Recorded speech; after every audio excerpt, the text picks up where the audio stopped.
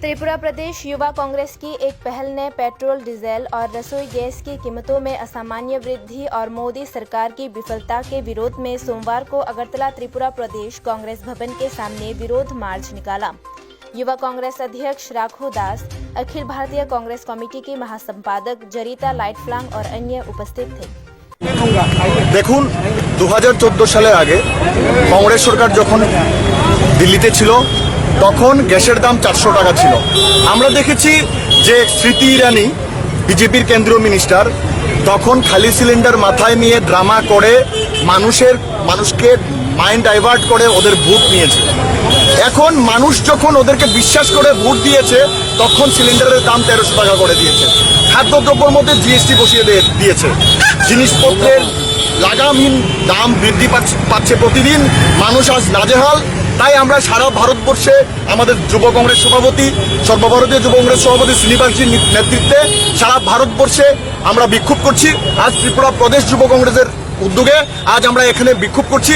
আমরা সারা ভারতবর্ষের মানুষকে এটা বলতে চাই, সারা ত্রিপুরা রাজ্যের মানুষকে এটা বলতে চাই যে নরেন্দ্র মোদীজি এবং তার সরকার আপনাদের যে মিথ্যা প্রতিশ্রুতি দিয়েছিল, বহুত হুয়া মেহঙ্গাই কি মার আপকি বার মোদী সরকার, কিন্তু যখন কংগ্রেস আমলে আপনারা 400 টাকায় সিলিন্ডার পেতেন, এখন 1300 টাকা দিয়ে কিনতে হচ্ছে। কংগ্রেস আমলে পেট্রোল 70 টাকা ছিল, 100 টাকার উপরে। কংগ্রেস আমলে মিঠা তেল 90 টাকা ছিল, এখন 200 টাকার উপরে। খাদ্যদ্রব্যের উপর জিএসটি লাগিয়ে দেওয়া হয়েছে। এর প্রতিবাদে আজকে আমাদের বিক্ষোভ মিছিল। আমরা বলতে চাই যতদিন থাকবে দামোদর দাস মোদী ভাই, কমছে না এই ভারতবর্ষে মেহঙ্গাই। তাই আমরা সারা ত্রিপুরা রাজ্যের মানুষের কাছে বিনম্রভাবে আবেদন করে বলতে চাই, বহুত হুয়া মেহঙ্গাই কি মার, अब भगाओ मोदी सरकार।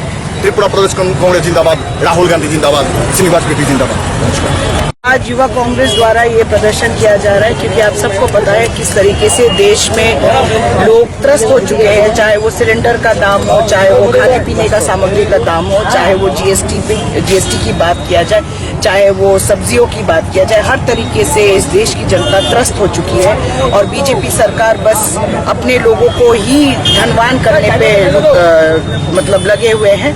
बस हम दो और हमारे दो, यही चल रहा है इतने सालों से। और अभी भी आगे में जाकर आप देखोगे तो उनका ही लोन माफ किया जाता है और बाकी सब जो भी होता है वो भी मतलब उनके लिए ही होता है। आम जनता के लिए तो कोई सोचता ही नहीं है। जब सिलेंडर की बात कीजिए, आज के दिन में एक आम आदमी घर में सिलेंडर भी नहीं ला सकता, 1000 पार हो चुका है। तो ये हालत में इस देश के युवाओं को इस मुद्दे पे प्रदर्शन करना चाहिए और आने वाले दिन में, क्योंकि हमारी युवा ही है जो इस तरीके का जो मुद्दा है वो देशवासियों के लिए उठा सकते हैं।